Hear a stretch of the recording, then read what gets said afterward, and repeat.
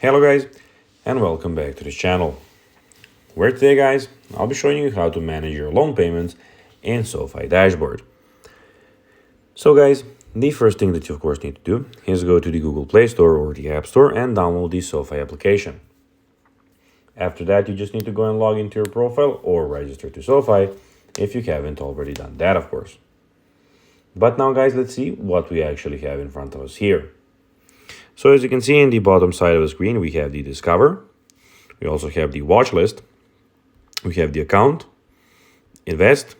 We have Orders, and in the bottom right corner, we have the Social. But now guys, let's see how you can actually go and manage your loan payments in SoFi Dashboard. So managing your loan payments in the SoFi Dashboard is straightforward, and here is the 3 steps how you can do it.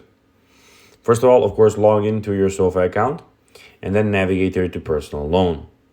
Click on your personal loan card in your members dashboard. Click on the personal loan link.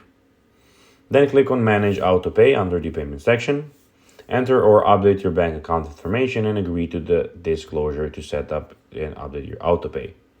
To cancel autopay, follow the same steps and click Remove Autopay on the Edit Autopay account page.